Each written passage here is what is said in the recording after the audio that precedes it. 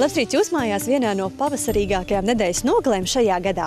Šīs nedēļas raidījuma Izglītību un karjeru laikā aicinu jūs kopā ar mums doties uz viesmīlīgo Zilo ezeru zemi un iepazīt nedaudz vairāk divas skaistas pērles, proti Maltu un Krāslavu. Patīkam jūs skatīšanos! Šobrīd atrodamies 21 km attālumā no Rēzeknes pagastā, kur augstākā virsotne ir Zvona kalns, savukārt lielākā ūdens tiltne ir Černostas ezers. Esiet mīļi sveicināti Maltā! 2015. gads Rēzeknes novada Maltas pagastā iesācies ļoti rosīgi, jo šī gada janvāra mēnesī tika uzsākti Maltas vidusskolas piebūves mācību korpusu un pirmskolas izglītības iestādes vienkāršot rekonstrukcijas darbi, kuru rezultātā paredzēts siltumnīcas efekta gāzu emisiju samazinājums, uzlabojot energoefektivitāti un samazinot siltumenerģijas patēriņu izglītības iestādēs. Šogad janvāra sākumā tika uzsākti vienkāršotas renovācijas darbi mūsu Maltas pirmskolas izglītības iestādē un arī Maltas vidusskolas mācību korpusa piebūves telpās. Tiks renovēti abas šīs telpiņas un tajos tiks darīti tādi darbi kā cokola siltināšana, jumta siltināšana, ārsienas tiks siltinātas, dārziņā arī tiks renovēta ventilācijas sistēma un tāda neliela tur ir tehniskā telpa, kas arī tiks atjaunota. Skolā arī tiks veikta arī ventilācija sistēmas renovācija un vēl papildus arī visa apkura sistēma tiek nomainīta. Šādus darbus mums veids skolā Rēzeknes uzņēmums Ielatgalē un dārziņā savukārt Daugavpils liels uzņēmums Iedita un būvē. Darbi tika uzsākti janvārī un ļoti īsā laikā viņiem būtu tā kā jānobeidz. Tas ir termiņš ir 20. aprīlis šī gada. Par summām runājot, diezgan lieli ieguldījumi būs skolā nedaudz pāri 250 000. KPF finansējums tur ir 62%. Jā, pārējais tad ir mūsu finansējums. Un dārziņā ir nedaudz pāri 209 000 eiro, kur KPF finansējums arī ir 56%. Tas arī ir diezgan liels. Šo abu projektiņu rezultātā mēs varēsim samazināt iestāžu izdevumus, kas ir saistīti ar apkura sistēmām un ar vispārējo darbību, kas ir.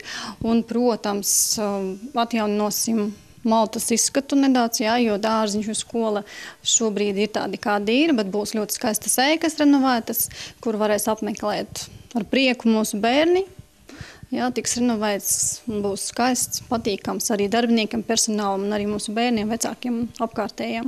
Šī gada arī samērā veiksmīgi turpinās augusta mēnesī pagājušā gada uzsāktais projekts par Maltas vidusskolas infrastruktūras sakārtotību, kurā tiek paredzēta liela celtniecība, paredzēta rekonstrukcija divu skolu, viesnīcu vai kopmītņu, pareizāk sakot, un paredzēta to telpu pielāgošana šodienas vajadzībām. Šīs telpas ir jāpielāgo tādai modernai domāšanai, tur, kur ir mākslas skola, tur, kur iekšā mūzikas skola, tur, kur varētu būt rotkaļi, kuri pie mums ir ļoti sekmīgi strādā. Tur noteikti būs dažādas izstāžu zāles. Jā. Tur būs biznesa inkubators, kad jau bērni pēc 9. klases vai skolas jau vidusskolas līmenī mēģinās sākt domāt par biznesa attīstības iespējām pašiem. Jā, un tur būs radīti apstākļi, jā, tur būs pirmām kārtām pieejama tehnika, jā, otrā kārtām pieejamas telpas, un trešām kārtām pieejami arī pasniedzēji, kuri par šīm lietām stāstīs un bērnus mācīs.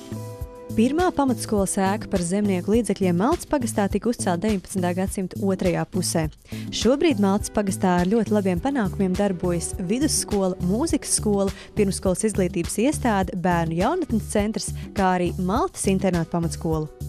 Ja mēs ieejam šajās visās iestādēs, mēs redzam, ka šīs iestādes tik tiešām ir gatavas uzņemt bērnus, ar viņiem strādāt, viņiem dot iespēju attīstīties un ne tikai, teiksim, gūt to izglītību, ja, un pateikt augstā līmenī, bet ir attīstīt tās spējas, kas katrā cilvēkā ir iekšā, ja, kuram ir māksla, kuram mūzika, kuram var būt daudz kas cits. Un arī tās sabiedriskās organizācijas, kas Maltā ir vairāk par 15, ja, viņas nodrošina mūsu bērniem normālu attīstības līmeni. Izglītot jau ir varbūt vienkāršāk, bet izglītot bērnus tā, lai viņi varētu iestāties augstskolā, lai viņi varētu izvēlēties savu nākotnes vīziju, redzēt un izvēlēties un darboties. Tas jau nedaudz ir cits jautājums. Ja? Bet Maltā ir radīti absolūti visi apstākļi gan priekš šīm lietām, gan priekš sporta, gan priekš kultūras. Tas viss Maltā notiek. Kādēļ ir vērts braukt uz Maltu? Ziemā, pavasarī, vasarā, rudenī. Te ir ļoti jauki cilvēki, kas vienmēr ļoti silti uzņem visus iebraucējus, ciemiņus, labprāt. Vienmēr. Ir vairākas vietas, ko ir vērts apmeklēt, jo Malta tik tiešām ļoti attīstās. Te ir ļoti liels perspektīvas gan bērniem. Te ir bērnu jauniešu centrs, kur visādi notiek pulciņu, skolās arī visādas dažādi pulciņi un tiek iegādāti arī projektu rezultātā. Gan jaunas slidas, gan slēpes, ko var izmantot ne tikai mūsu pagasta iedzīvotājā, bet arī ciemiņiem labprāt. Mēs tos arī rādīsim un ļausim izmēģināt un tā tālāk. Kā tikai nobeigsim lielos projektiņus, kad Malta būs diezgan tā sakopta, mēs noteikti aicināsim arī citu pagastu iedzīvotājus mūs apciemot. Es lepojos par šo vietu, ja, un lepojos tik tiešām par šiem cilvēkiem, kas ir apkārt man. Es lepojos par tām iespējām, kas šeit ir dotas. Mums ir ne tikai to, ko cilvēks radījis, bet to, ko arī daba radījusi. Mums ir skaista Maltas upe, ja, mums ir gandrīz vai sausus šobrīd ezers, černes, ja, mums ir savi pilskalniņi maži, mums ir savi paugurīši, mums savi kalni. Tātad mēs lepojamies ar šo vietu, kur mēs dzīvojam. Un jāsaka, ka ne tikai es to daru, ja. To dara lielākā daļa Maltas iedzīvotāju, par kuriem man arī ir prieks. Maltas speciālās internāta pamatskolas pirmsākumu meklējam tālajā 1960. gadā, kad tika atklāta Maltas internāta palīgskola. Laikam ritot mainījusies skolas specifikācijas, status un nosaukumi. Šobrīd internāta pamatskolā tiek īstenots vairākas izglītības programmas, lai nodrošinātu izglītošanās iespējas gan bērniem ar viegliem, gan arī ar smagiem garīgās attīstības traucējumiem. Turklāt speciālās pamatizglītības programmas Maltas speciālajā internāta pamatskolā tiek realizētas gan latviešu, gan arī krievu valodā. Strādājot ar bērniem, kuriem ir ļoti smagi garīgās attīstības traucējumi un arī invaliditāte, pedagogiem jābūt ļoti pacietīgiem, saprotošiem un iejūtīgiem. Lai sasniegtu kaut nelielu progresu bērnu attīstībā, nāks rūpīgi strādāt vairākus gadus. Tas ir liels izaicinājums nevien bērniem, bet arī pedagogiem. Šeit ir bērni ar smagiem garīgās attīstības un vairākiem attīstības traucējumiem. C līmenis. Faktiski šeit visi bērni ir invalīdi. Pavisam kopā mums ir 9 klašu komplekti.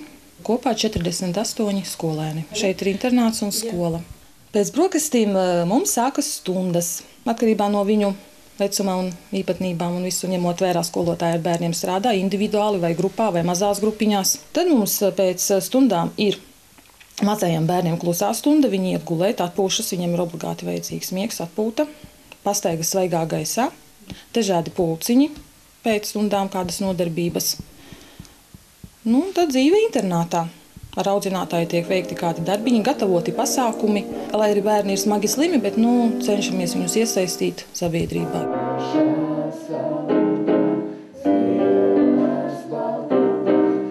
Jau gadu Maltas speciālajā internāta pamatskolā tiek realizēta īpaša programma bērniem, kuri vēl nav uzsākuši savus skolas gaitas, proti speciālā izglītības programma bērniem ar īpašām vajadzībām pirmsskolas izglītības periodā.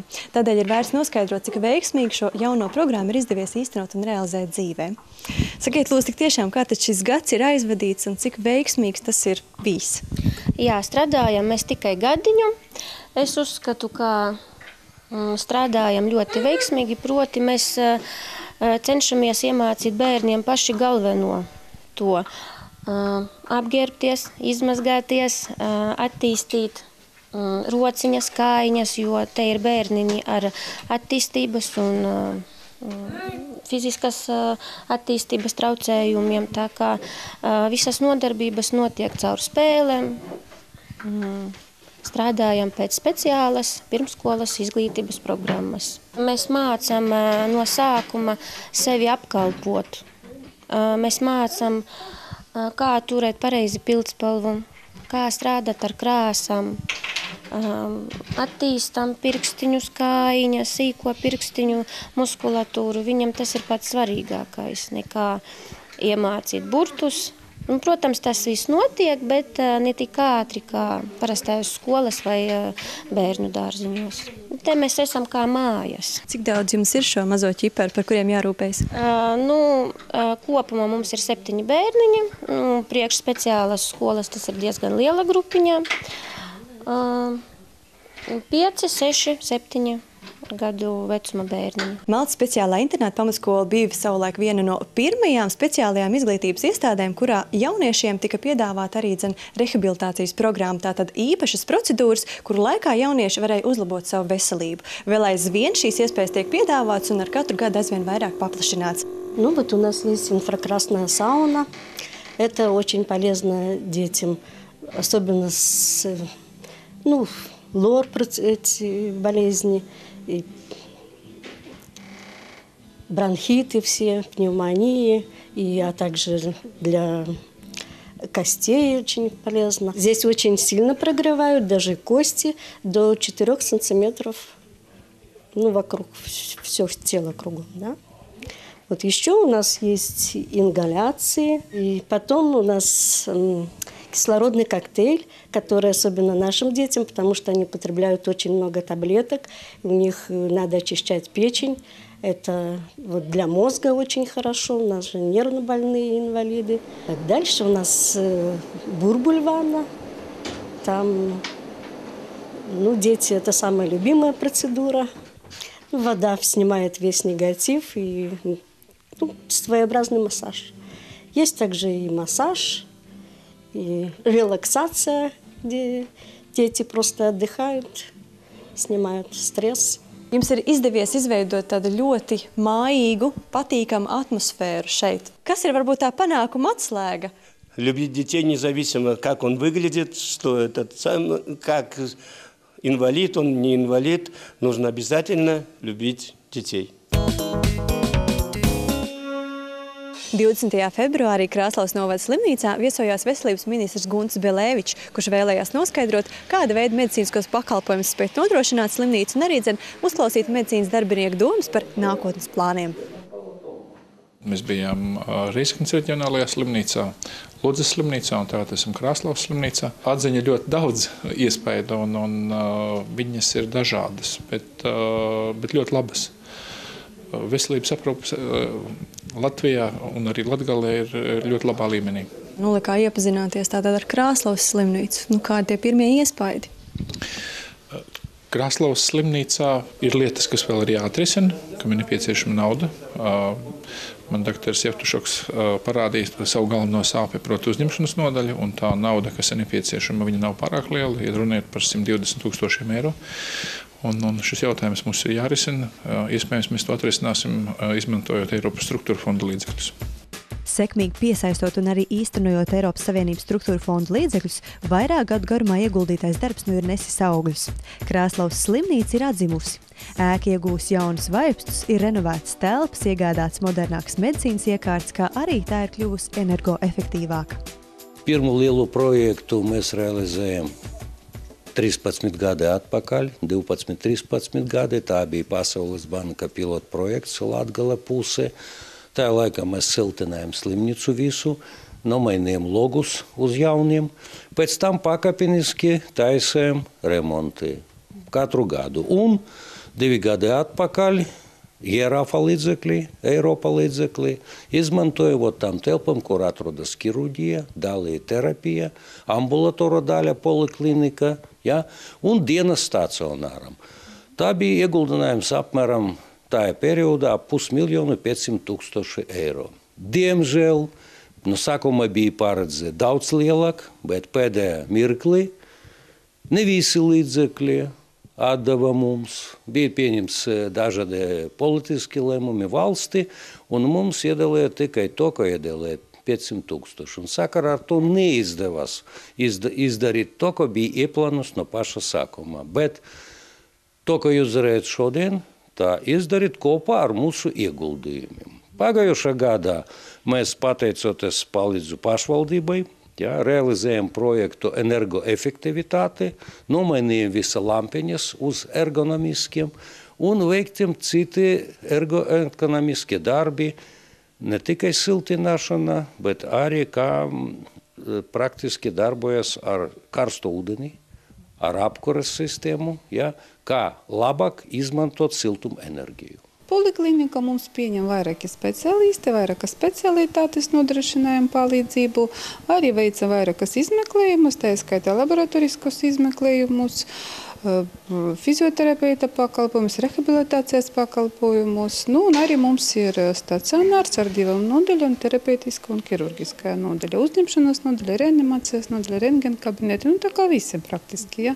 Jo kādreiz mēs bijām rajona centrālā slimnīca, tagad laiki drusciņi pamainījušies, bet tomēr slimnīca ir, pastāv un nodrošina diezgan nopietnam cilvēku skaitam medicīnisko palīdzību. Speciālisti praktiski visās specialitātes mums ir otorinolaringologs, oftalmologs, neirologs, ķirurgs, traumatologs. Nav noslēpums, ka mūsdienās tāda ļoti sāpīga tēma ikvienam cilvēkam, kurš diemžēl saskarās ar kādām saslimšanām, ir šīs garās rindas. Cik garas rindas vai varbūt cik īsas rindas ir Krāslavas slimnīcā? Tagad ir gada sākums, finansējums pagaidām ir labs, un mēs varam atļauties, tomēr paņemt vairāk to pacientu, un rindas nav sevišķi garas. Ļoti lielas rindas uz rehabilitāciju, vairāk nekā pusgadu tur jāgaida. Izņemot tikai tie pacienti, kuri pēc akūtam traumu, tādus pacientus mēs ņemam ārpus rindas. Ar ko Krāslavas slimnīca ir atšķirīga no citām slimnīcām? Kur ir tā jūsu odziņa, tā jūsu unikalitāte? Mēs esam maza slimnīca un ar ļoti tādu laipnu medicīnisko personālu. Un vairāki pacienti tiešām stāstā, ka nekur nav tik labi, kā Krāslavā.